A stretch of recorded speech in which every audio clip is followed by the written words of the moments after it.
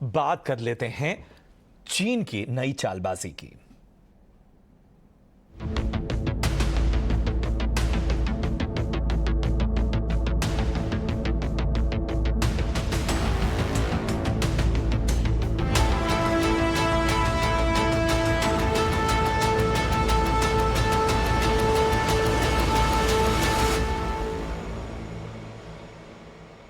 जी हां, चीन है कि मानता नहीं। भारत और अमेरिका के बीच नजदीकियां क्या बढ़ी कि ड्रैगन ने अपने तेवर, अपनी हरकतें दिखाना शुरू कर दिया।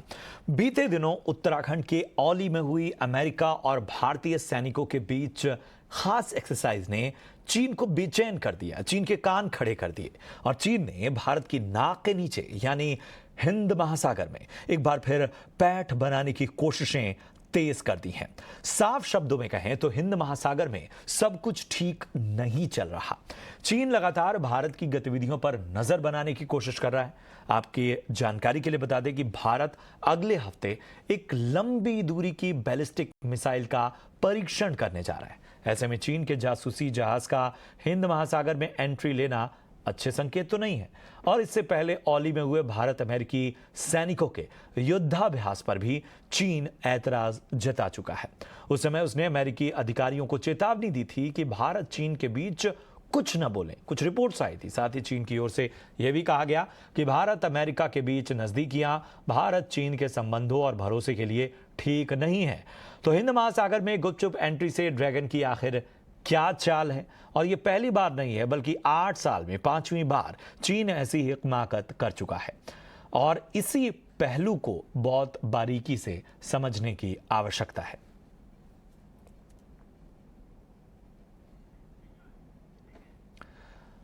और इस पर हम चर्चा करें उससे पहले हमारे सहयोगी श्रृंजॉय चौधरी की ये रिपोर्ट जरा देख लेते हैं। एमनेस्टी इंटरनेशनल कह रहा है चाइना उसका वेबसाइट्स हैक किए हैं, बहुत सारे इंफॉर्मेशन निकाले हैं। ये चाइना करते रहते हैं, बहुत साल से करते हैं। उनके पास बहुत सारे हैकर्स हैं, वो इंडिपेंडेंटली नहीं काम करते हैं, वो चाइनीज़ गवर्नमेंट के लिए काम करते हैं और Chinese PLA people's liberation army के लिए काम करते हैं। तो ये हो ही सकता है, ये चाइना अलाउ किया है। बोला था ये हैकर्स को, देखो एमनेस्टी इंटरनेशनल का साइट्स में क्या है, उनका कंप्यूटर में क्या है, वो निकालो। और यही हुआ है शायद। एमनेस्टी इंटरनेशनल बोल रहा है they are blaming China and quite possibly it is correct. इसी पर चर्चा करने के लिए हमारे साथ बेहद खास मेहमान इस वक्त शो में जुड़ रहे हैं। रविंदर सचदेव साहब हैं, जाने माने फॉरेन एक्सपर्ट। रविंदर सर, बहुत बहुत स्वागत आपका ईटी नाव स्वदेश में। जिस तरह की हरकतें इस वक्त चीन की नजर आ रही हैं, क्या ये हरकतें आप जो देख रहे हैं, जो ऐतराज की इंटेंसिटी है वो हम देख रहे हैं कि बात बात में ऐतराज जताना, अमेरिका से ये कहना कि साहब आप भारत और चीन के मामलों से ज़रा दूर खड़े रहिए, भारत और अमेरिका की जो स्पेशल एक्सरसाइज हो रही है उसको लेकर बेचैन हो उठना, या ये केवल उकसावे वाली एक टीजिंग है या इसके मायने कुछ और है? Thank you very much, it's a pleasure to be with you. ये केवल उकसाने वाली नहीं है साहिब, इनके मायने कुछ और है, काफी और है। अभी आप जैसे कह रहे हैं ना, चीन है कि मानता नहीं है। चीन दुनिया से ये कह रहा है रोक सको तो रोक लो। गेम जो चल रही है वो बेसिक ये है, अमेरिका नंबर 1 एम्पायर है, वो अब अपना नंबर 1 दर्जा नहीं छोड़ना चाहता। चाइना नंबर 2 है, वो बोलता है मैं तो नंबर 1 बनूंगा। ये कॉन्फ्लिक्ट है बिग पिक्चर में, और इस प्रोसेस में अमेरिका और चाइना के बीच में दुनिया बट भी रही है कुछ हद तक, और कुछ हद तक अमेरिका का पूरा प्रयास है कि चाइना को टेक्नोलॉजी डिनायल हो, क्योंकि आगे जाकर के 10-15 साल में जिस देश के पास एडवांस टेक्नोलॉजी जितनी ज्यादा होंगी, स्पेस की, रोबोटिक्स की, क्वांटम कंप्यूटिंग, जो भी आपके ये ड्रोन्स की, वो देश आगे बढ़ेगा। तो ये गेम चल रही है ना। एज फार एज इंडिया की जो एक्सरसाइजेज ऑली में जो हो रही थी, एक्चुअली ये हर साल होती है। ओके, तो चाइना प्रोटेस्ट कर रहा है। China China I mean China basically, China का प्रयास है कि भारत और अमेरिका के बीच में आपके ये दरार डालने का, और कुछ हद तक आई मीन उसका ऑब्जेक्टिव यही है। But at the same time हमें खुद भी ये समझना चाहिए, भारत केवल ये थोड़ी कि हम अपने इंटरेस्ट को नहीं समझते, हम भी समझते हैं कि हमारे अमेरिका से जो रिश्ते हैं वो एक हिसाब से है। दूसरा, हम अमेरिका के कहने पे चाइना के खिलाफ थोड़ी जा रहे हैं। हमें पता है कल को अगर हमारी चाइना से जंग होती है, हमें भी पता है अमेरिकन सोल्जर्स क्या हमारे साथ आके लड़ेंगे? नहीं लड़ेंगे, राइट? उसे एक्सपेक्ट करना और सोचना भी नहीं चाहिए, हमें ना ही हम सोचते हैं। तो हमारी फॉरेन पॉलिसी अपने हिसाब से हम चल रहे हैं। अब जहां तक एक्सरसाइजेस की बात है, वो हर साल होती है। इन एक्सरसाइजेस से लर्निंग होती है दोनों आर्मीज की, सोल्जर्स की आपस में बेस्ट प्रैक्टिसेस करते हैं, लेसन लर्न होते हैं कि किस तरह से अलग अलग कंडीशंस में, तो हाई माउंटेन्स की, फिर जंगल एक्सरसाइजेस भी होती है हमारी। तो ये हमारी रूटीन चीजें हैं जो हम अपनी कैपेसिटी बढ़ाने के लिए करते हैं।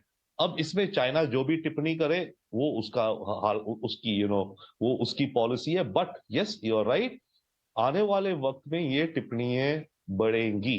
क्योंकि आप एक चीज देखिए, अभी जब शी जिनपिंग तीसरी बार इलेक्ट हुए जनरल सेक्रेटरी, तो इनका जो पॉलिट ब्यूरो है ना 7 लोगों का, 6+1, पिछले वाले में 2 लोग थे जो इकोनॉमिक्स और फाइनेंस के एक्सपर्ट्स आप कहिए या जो भी थे। अब की बार इनका जो पॉलिट ब्यूरो है, इसमें सारे के सारे जो भी हैं बाकी 6, सब के सब सिक्योरिटी के फोकस के बैकग्राउंड के लोग हैं। और ये क्लियरली इंडिकेट कर रहा है कि चाइना आने वाले वक्त में, चाइना का फोकस है इकोनॉमी तो ठीक है मैं संभाल लूंगा या जो भी है, चाइना का फोकस ज्यादा होने जा रहा है सिक्योरिटी के मामलों को लेकर के, डोमेस्टिक में भी और इंटरनेशनल में भी। तो जब चाइना का फोकस सिक्योरिटी, आप जिसे कहें, अगर उन चीजों पे ज्यादा होगा, तो ऑब्वियस है उसे भारत की राइज से फ्रिक्शन दिखेगी। क्योंकि अभी तक तो चाइना देखता था कि भारत एक छोटी सी अर्थव्यवस्था है, छोटी सी डिफेंस पावर है। चाइना तो इंडिया को इग्नोर करता था 5-10 साल पहले तक, राइट? उसका तो था मेरा तो मेन अमेरिका से है जो भी है। बट नाउ एज इंडिया उभर रहा है और एज इंडिया अपने विचार भी दुनिया में रख रहा है और दुनिया के कई फोरम्स पे हमारे विचार ठीक से सुने जाते हैं, पहले भी सुने जाते थे पर अब ज्यादा सुने जाते हैं क्योंकि अब हमारी इकोनॉमिक हेफ्ट बढ़ गई है, हमारी मिलिट्री स्ट्रेंथ भी बढ़ रही है।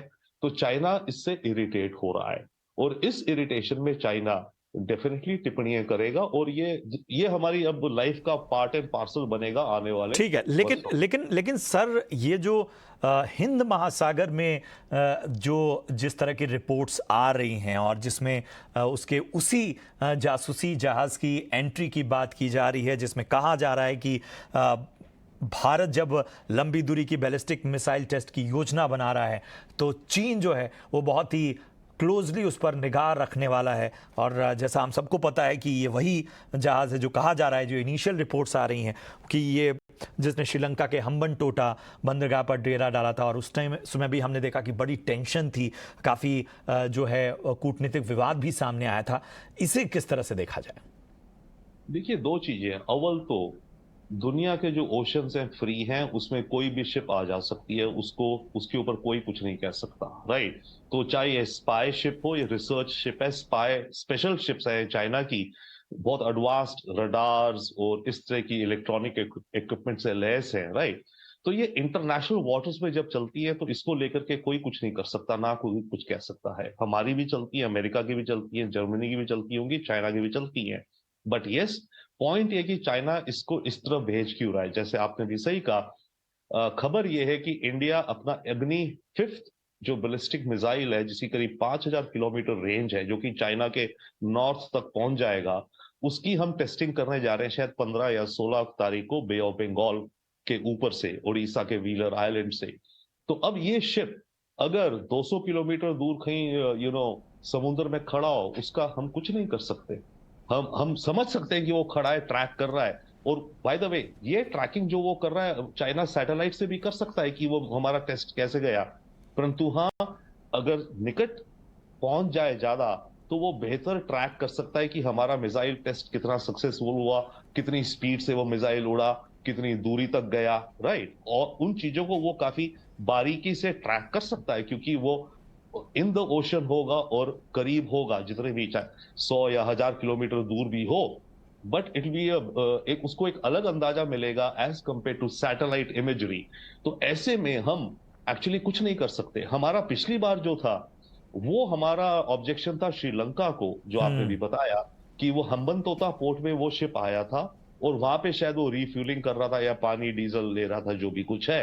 तो हमारी प्रोटेस्ट श्रीलंका से ये थी कि आप चाइनीज स्पाई शिप को हम्बन तोता में क्यों आने दे रहे हो। अब वो श्रीलंका का मामला है, हमने प्रोटेस्ट किया बट श्रीलंका ने उसे अलाउ करा, राइट। वो श्रीलंका की और वो उसकी अलग चाइना पॉलिसी है जो भी है एटसेट्रा। बट अगर ये शिप ओपन सीज में बे ऑफ बंगाल में भी आ रहा हो, इसको देखिए हमारा क्या होता है, एक तो होता है 12 किलोमीटर का जो हमारा 12 नॉटिकल माइल्स का जो जोन होता है वो हमारा टेरिटोरियल जोन होता है। उसके आगे 200 नॉटिकल माइल्स होता है जिसको कहते हैं इकोनॉमिक जोन। उस इकोनॉमिक जोन में कोई और देश की शिप आकर के इकोनॉमिक एक्टिविटी नहीं कर सकती, बट बाय द वे उस इकोनॉमिक जोन में इंटरनेशनल शिप्स जा सकती हैं, आप उसे प्रोटेस्ट नहीं कर सकते। तो ये चाहे 200 किलोमीटर वाले नॉटिकल जोन में ना भी आए, ये 500 किलोमीटर दूर खड़ा है, 500 नॉटिकल माइल दूर खड़ा है, हम क्या करेंगे? ऑनेस्टली कुछ नहीं कर सकते हम। बिल्कुल बिल्कुल, बहुत बहुत सी चीज़ें ऐसी हैं जिनको समझने की आवश्यकता है, लेकिन वही है कि बहुत ज़्यादा जो है वो कहीं ना कहीं चीन की जो हरकतें हैं वो उकसावे से अब आगे बढ़ती जा रही हैं। रविंद्र साहब, थोड़ा एक और पहलू को समझना चाहेंगे। हाल फिलहाल क्या भारत को लेकर जो एक वैलिडेशन बहुत तेज़ी से बढ़ा है, या हम आए दिन इस तरह की रिपोर्ट देखते हैं कि फलां प्लांट या फलां इंडस्ट्री या पूरा का पूरा पूरी फैक्ट्री जो है वो बड़ी बड़ी कंपनियां वो चीन से भारत शिफ्ट करने की प्लानिंग कर रही हैं। ये भले ही ये मीडिया रिपोर्ट्स हों, कहीं अभी शायद शुरुआती दौर में इन सब की बातचीत चल रही हो सकता है कि भारत वो ना भी शिफ्ट हो। क्या ये सब चीज़ें जो हैं अंतर्राष्ट्रीय स्तर पर जो चीन पे दबाव बनाने की कोशिशें हो रही हैं, क्या इन सब से चीन की बेचैनी जो है वो चीन कहीं पे भी उसको लूज नहीं करना चाहता? वो चाहता है कि भाई मेरा जो मैसेज है वो बहुत क्लियर कट जाए। हमने देखा कि कनाडा के पीएम के साथ भी जो वीडियो आया उसमें बहुत स्पष्ट था कि उस मंच पे उन चीन को किसी भी तरह की कोई चिंता नहीं थी कि क्या सामने चल रहा है और दुनिया उसे कैसे देख रही है। बहुत अहम क्वेश्चन। दो बातें हैं, डेफिनेटली चाइना को दिक्कत है, बट जैसे अभी मैं थोड़ी देर पहले कह रहा था, शी जिनपिंग ने अपनी इस टर्म में डिसाइड कर लिया कि वो प्रायोरिटी देगा सिक्योरिटी को। इकोनॉमी तो डेफिनेटली होता है, बट इकोनॉमी को वो नंबर 2 रखेगा अब। But at the same time economy अगर ठीक नहीं चली तो अनएम्प्लॉयमेंट हुई, तो जो कोविड प्रोटेस्ट हो रहे हैं इसमें काफी प्रोटेस्ट इस कारण भी है, अनएम्प्लॉयमेंट या बिजनेस सफर हो रहे हैं लोगों के, तो इकोनॉमी में भी डेफिनेट इंटरेस्ट है। बट जब मामला आएगा economy versus security, Xi Jinping security को नंबर 1 कह रहा है। सेकेंडली, ये जो बात है यस कि कंपनीज चाइना से निकलने का सोच रही है, डेफिनेटली ये से बढ़ रहा है।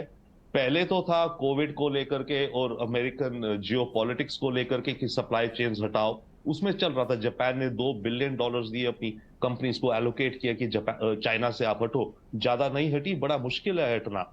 बट उसके बाद अभी फिर से ये जो दोबारा कोविड लॉकडाउन, ओपन लॉकडाउन हो रहा है, इसके चलते see business does not want unpredictability, business परेशान हो रहा है। तो अब एक पर्सपेक्टिव आ रहा है where they saying China for China, यानी कि जो वेस्टर्न कंपनीज हैं चाइना के अंदर, अब वो अपनी प्रोडक्शन वहां ऐसे रखेंगी जो कि चाइनीज डोमेस्टिक मार्केट के लिए काफी हो।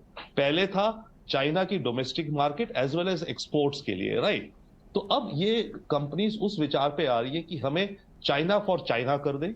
एग्जाम्पल जैसे एप्पल है, अब एप्पल सीरियसली देख रहा है, इनफैक्ट अभी पिछले 2 दिन पहले वॉल स्ट्रीट जर्नल में रिपोर्ट थी कि अपने कुछ प्रोडक्शन प्लांट्स को शिफ्ट करने का टू वियतनाम और इंडिया।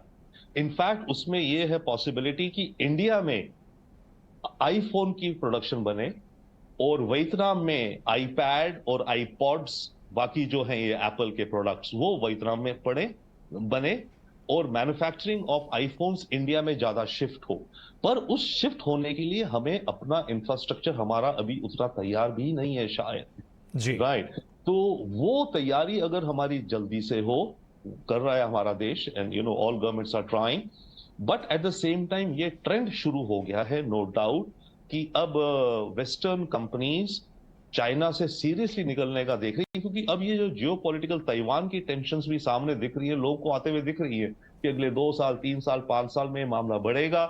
ये मामला जब बढ़ेगा तो क्या होगा हमारी सप्लाई चेन्स का।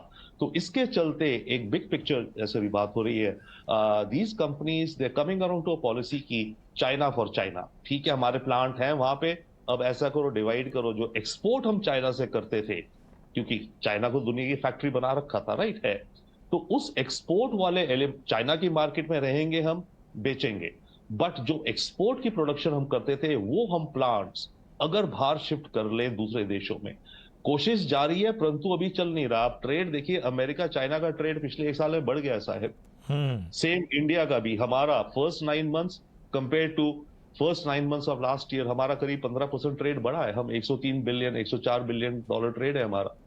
तो ये सप्लाई चेन्स का उखड़ना और चाइना से डीकपल होना इतना आसान भी नहीं है, बट डेफिनेटली एक तरह से जिसे कहें ना, ट्रेन स्टेशन से चल चुकी है, बिल्कुल। चलना शुरू कर दिया है चाइना से डीकपल होने का। बहुत बहुत शुक्रिया करेंगे रविंदर सर इस अहम विश्लेषण के लिए। और पूरी तरह से, चाहे वो सिक्योरिटी हो, चाहे वो इकोनॉमिक पहलू हो, और चाहे बात बात में जिस तरह की एक तरह की उकसावी की कार्रवाई है चीन की, इन सभी पहलुओं को बहुत ही आसान और सरल भाषा में आपने हमारे दर्शकों के सामने रखा। और इस अहम विश्लेषण के लिए आपका एक बार फिर से बहुत बहुत धन्यवाद। बढ़ते हैं अगली